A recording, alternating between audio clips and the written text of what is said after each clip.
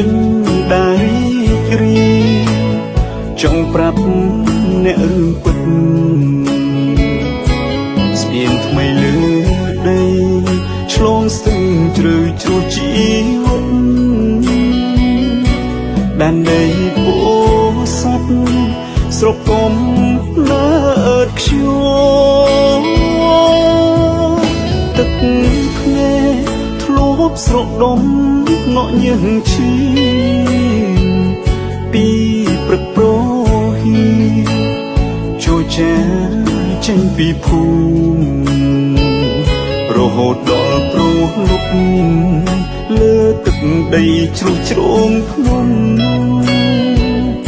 យកថ្ងៃសែងយំព្រោះផ្លូវភក់ជ្រំវេទនីទឹកដីអូនសំស្រោចឆោមពិសី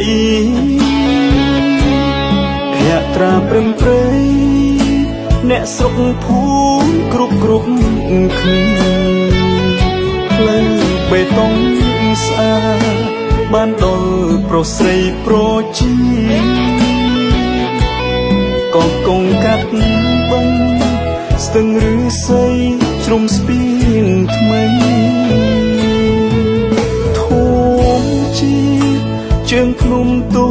ចយំស្រែកសូរប្រាថ្នាមនុស្សផងជួយថែទឹកដីញើឈាមដូនតា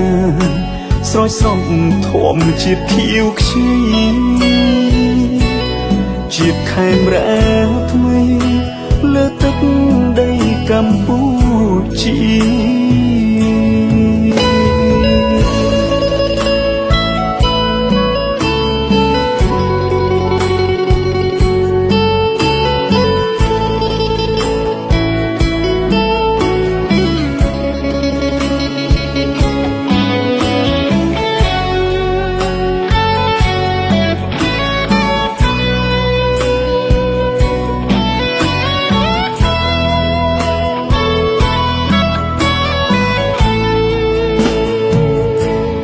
ទឹកដីអូនសំ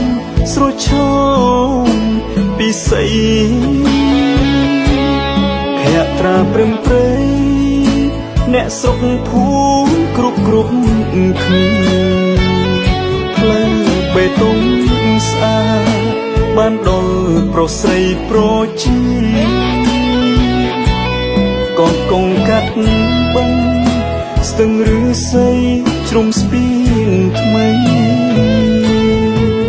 ធំជាតិជើងភ្នំតូចយំស្រែកសូរប្រាថ្នាមនុស្សផងជួយថែទឹកដីញើឈាមដូនតាស្រោចស្រពធម្មជាតិខៀវខ្ចីជាតិខេមរៈថ្មីលើទឹកដីកម្ពុជា